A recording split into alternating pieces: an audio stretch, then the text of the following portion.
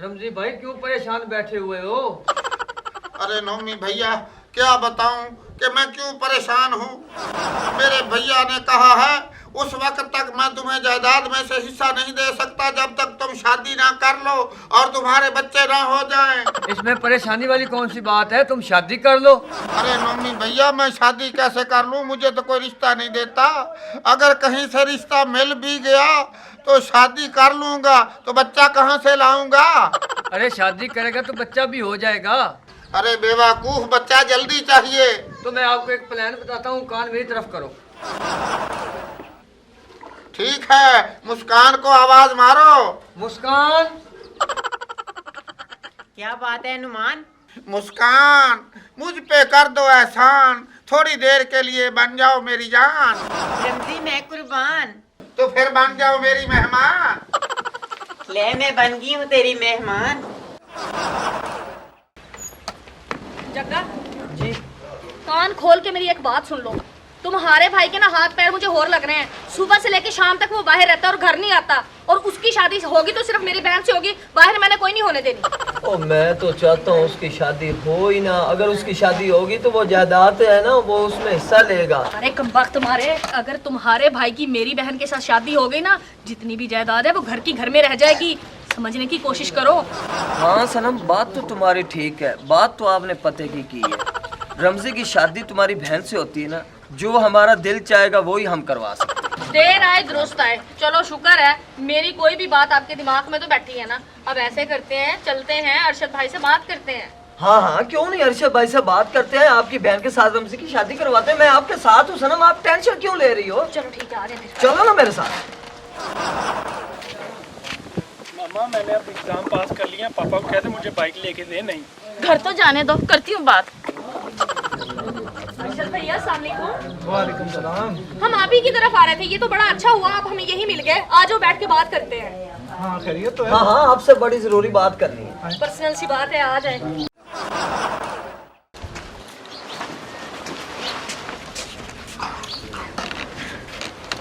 अरशद भैया मैंने आपसे जरूरी बात करनी है। हाँ बोलो सनम, क्या कहना चाहती हो तुम? रमजी के साथ अपनी बहन की शादी करना चाहती हूँ। आपको कोई एतराज तो नहीं? अरे भाई मुझे क्या एतराज़ होने वाला है? इसी बात पे कल मेरा उसके साथ झगड़ा हुआ है। वो मुझे कह रहा था मुझे ज़मीन में से हिस्सा दो। मैंने कहा भाई पहले आप अपनी शादी कर लो, शादी करने के बाद मुझसे अपनी ज़मीन का हिस्सा ले लेना, ताकि तुम पे कुछ जिम्मेदारी तो हो, तुझे पता हो कि घर कैसे चलता है। भैया मैं भी ये चाहता हूँ हमारी दोनों भाइयों की एक ही घर में शादी हो और जाए। आपकी सोच बिल्कुल अच्छी है कि शादी उसकी हो जाएगी, उसको उसका हिस्सा दे देना। रहने दे, पहले सनम को लाकर घर में हम पछता रहे हैं। ये हमें तिगनी का नाच नचा रही है, तो अब इसकी छोटी बहन को लाकर और जलील होना है हमने। रहने दे, मैंने नहीं होने देनी ये शादी। अभी मेरी तरफ देखें, कौन तिगनी का नाच नचा रही है? मैं नचा रही हूँ। अगर आप इतनी अच्छी होती ना तो देवर साहब की शादी करती होती। आपकी तो शादी मुझसे भी पहले हुई थी। अब बातें कर रही हो। कोई मैं तेरी बहन की बात नहीं कर रही रिश्ते की। मेरी बहन है, मेरी मर्जी है, मैं जहाँ मर्जी करूँ। उससे तो मैंने वैसे ही मुशावरत ली है। क्या आप बताएं, आपको कोई इतराज तो नहीं? आप कौन होती है बीच में टांग अड़ाने वाली? मुझे पता है जितनी तुम अच्छी हो और जितनी अच्छी बनने की कोशिश कर रही हो। मैं बड़ी हूँ ना, मेरा देवर है, मैं उसकी खुद ही शादी कर लूंगी और अपने मुताबिक की लेके आऊंगी, ताकि तुम जैसे कसम ना करे वो, जैसी तुम हो नकचड़ी। मुझे नहीं चाहिए ऐसी देवरानी। तुझे ला के इतना पछता रही हूँ, अब उसकी बारी में पछता नहीं सकती। हाँ जी, माफी दे दें आप। माफी दे दें? अच्छा होने का नाटक ना करें। और आपको ना अपने देवर की पहले नहीं ना फिक्र हुई तो अब भी फिक्र नहीं थी होनी। ये तो मैंने अपनी बहन के रिश्ते की बात की है, तो आपको एहसास हो रहा है कि मैं देवर की शादी करती हूँ। आप जहाँ बैठी हैं ना वहाँ पे ठीक बैठी हैं। मैं जानू मेरा देवर जाने। तो आप भाभी पहले तो आज तक उसकी शादी करवा न सकी, अगर वो अपनी बहन को उधर रिश्ता दे रही है, इसमें आपको क्या तकलीफ है? वैसे भी हमारी गलती है। इस रन मुरीद से हमने मुशावरत ली है। वो तो देख लो बोलता ही नहीं है, चुप करके बैठा हुआ है घुघू बन के। हमने तो बड़ा भैया समझ के इससे मशवरा लिया है। खामोश रहो सनम, बदतमीजी करने का कोई हक नहीं है तुम्हारा। मैं मुरीद नहीं हूँ, किसी की इज्जत करना कोई मुरीदी नहीं होती। और तुम्हारी शादी भी मेरी मुशावरत से हुई है, समझी तुम? अब रमजी के बारे में फैसला मैं ही करूंगा कि उसकी शादी कहाँ करनी है। अरे पहले उसको सुधर तो जाने दो। कोई सुधर अच्छा काम करता है वो? जब भी देखो बाहर ही रहता है, जब भी देखो घर से बाहर रहता है। कभी घर में भी उसने टाइम दिया है? जिम्मेदारी समझता है वो घर की? इस वक्त आंखें बंद हो जाती है तुम्हारी। वो ठीक कह रही है, लेकिन फिर भी मैं इस बात पे गौर करूंगा। मैं देखूंगा कि उसकी शादी कहाँ पर मुनासिब है। अगर तुम्हारी बहन से शादी करना मुनासिब हुआ तो तुम्हारी बहन से शादी होगी। इतने जज्बाती होने की जरूरत नहीं है। और बेगम तुम भी सोच समझ के बात किया करो, वो तुम्हारी छोटी भाभी है। हाँ हाँ तो ठीक है भैया, आप जल्द फैसला करें ना, जो भी करना है।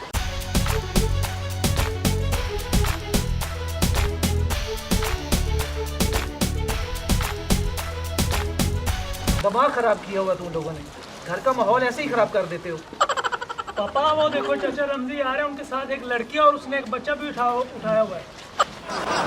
आ जाओ आ जाओ, ये मेरे बड़े भैया हैं, आपके जेठ हैं, पाँव छुओ उसके। रुक जाओ, कौन है ये मेरी बीवी है। हाय हाय रब्बा, मैं लुट गई, मैं मर गई। ये दिन देखने से पहले मैं मर क्यों नहीं गई? ये तूने क्या किया है? खामोश। चलो नहीं मरी तो आप मर जाओ। खामोश हो जाओ एक दफा। कैसे खामोश हो अबे जाऊं? चुप करो, रोना धोना बंद करो। सच सच बताइए कौन है, कौन से लेके आए सर? अरे भैया, आज से 2 साल पहले मैंने इससे शादी कर ली थी और आज बच्चा पैदा हुआ है। मैंने सोचा अपने भैया के पास इसको ले जाऊं और बच्चे के सर पर हाथ रखवा लूं। बहुत नालायक किस्म का बंदा है तू। 2 साल पहले शादी कर ली और मुझे पता तक नहीं है, और फिर उसके साथ एक बच्चे को भी लेके आ गया। बिल्कुल हरगिज नहीं रखूंगा मैं इस लड़की को अपने घर में, समझ गया तू? चौधरी साहब पता नहीं कहाँ से उठा के ले आए, भगाए इसको। पता नहीं किसको उठा के ले आया ये हमारे घर में, ना बताया ना कुछ। और 2 साल पहले शादी की है, अब बम्ब फोड़ा हमारे सर पे आके, उस छोटे से बच्चे को लेके खड़ी हुई। पता नहीं कौन है ये। तो जाहिर बात है, ना आगे का पता है ना पीछे का पता है, उसको उठा के लेके आ गया इधर तू। मैं अपनी बीवी और बच्चे को लेकर यहाँ रहने नहीं आया, मैं अपनी जमीन में हिस्सा लेने आया हूँ। मेरा हिस्सा मुझे दो और मैं अपनी जिंदगी गुजारूं। आहाहाहा, हिस्सा लेने वाले बड़े आए यहाँ पे। ये मुंह और मसूर की दाल, निकलो यहाँ से। कोई हिस्सा विस्सा नहीं है। अगर शादी अपनी बिरादरी में करते ना तो आपको हिस्से भी मिलने थे। और ये लड़की पता नहीं खुदा ना खास्ता कौन है कौन नहीं। आपकी बीवी है भी कि नहीं? आपके पास क्या प्रूफ है? तुम प्रूफ मांग रही हो ना, ये है मेरा प्रूफ। ये मेरा बेटा है और ये मेरा साला है, ये मेरे पास सबूत है। रमजी अभी भी वक्त है, मेरी बहन से शादी कर लो। मेरी बहन से सारी जिंदगी राज करोगे, आपके पाँव धो धो के पिएगी, यकीन कर जाओ। और वैसे भी मैं नहीं उसको अपनी दरानी मानती मुनती। ओ भैया, अपने साला और बेटा को लो, यहाँ से कान लपेट के निकल जाओ। हिस्सा विस्सा तुम्हें नहीं मिलने वाला। मेरी तुमसे बात नहीं है, मैं बड़े भैया से बात कर रहा हूँ। तुम तो खुद मांगत वाले लोग हो। अरे भैया, मेरा हिस्सा मुझे दो, मैं अपने बच्चे का मुस्तकबिल बनाना चाहता हूँ। रमजी मैं कहता हूँ मेरी नजरों से दूर हो जाओ। तुमने तो पूरे खानदान में मेरी नाक कटवा के रख दी है। जाने दे चौधरी साहब, देखे तो सही। अब उसकी शादी करनी थी ना कहीं तो करनी थी ना। अब वो भी तो किसी की बेटी है ना, ऐसे किसी को नहीं कहते। परवीन, हर बार तुम उसकी साइड मारती हो और आज इस नाजुक मोड़ पर भी तुम उसकी साइड मार रही हो। वो हमसे छोटा है चौधरी साहब, ये भी तो समझे ना। हमने उसको समझाएंगे तो कहाँ जाएगा वो? हम उसका साथ नहीं देंगे तो फिर कहाँ दर बदर को रुलेगा? उसको माफ कर दें। अरे गलती भी को माफ करने वाली होती है। इतनी बड़ी गलती करके आ गया, तुम कह रही हो कि मैं उसे माफ कर दूं? छोड़ें, कहीं ना कहीं तो करनी थी ना। वो बेटी है, उसके सर पे हाथ रखे, छोटा सा बच्चा है उसका यार। परवीन, तुम हर बार मेरे पाँव में बेड़ियां डाल देती हो। जाने देना, अब गुस्सा थूक दें प्लीज, उसको एक्सेप्ट करें। जब से तुम घर आई हो हर वक्त इसकी पुष्ट पे तुम्हारा हाथ होता है। छोटा है ना वो, ना समझ है, मान जाए अब प्लीज, मान जाए। पापा मामा बिल्कुल ठीक कह रही हैं, चाचू को माफ करें और उनको गले से लगाएं। हाँ बेटा, तुम्हारी मामा बिल्कुल ठीक कह रही है। तुम्हारी मामा तो वैसे ही जलती थी कि कहीं मेरी बहन ना आ जाए इस घर में। अब तो खुश हो ना तुम? गुंगी हो गई हो? अच्छा चलो अब बहस को छोड़ो। तुम माँ बेटा कहते हो तो मान जाता हूँ। हर बार तुम्हारा कहना माना है, इस बार एक बार फिर से। ठीक है रमजी, शुक्रिया चौधरी साहब। लाओ बच्चा मुझे दो। ठीक है भैया, बहुत शुक्रिया। जल्दी से मेरी जायदाद का हिस्सा मुझे दो और ये लो बच्चा। मुझे तो रोना आ रहा है, मैं तो बच्चे को देखूंगी नहीं। चुप करो। अरे मुझे बच्चे का मुंह तो दिखाओ। दिखाते हैं, वो कंबल में लिपटा हुआ है। अभी इतनी जल्दी भी क्या है, बिल्कुल रमजी के जैसा होगा। हाय हाय चौधरी साहब, बच्चे का मुंह देखने से पहले मुझे तो बधाई दो। हैं? अरे ये तो मुस्कान खुसरा है। अरे चौधरी साहब, जैसे ये लड़की नकली है ना, इसमें तो बच्चा भी नहीं है, ये देखें। अबे और रमजी, तेरा सत्यानाश। जायदाद की खातर इतना बड़ा ढोंग। अरे ये क्या चवल मार दी है तूने? जैसे जल्दबाजी में आपने बच्चा उनको दिया, वैसे जल्दबाजी में मैंने भी बधाई मांग ली। तुम्हारा अंदर का खुसरा बाहर आ गया। जी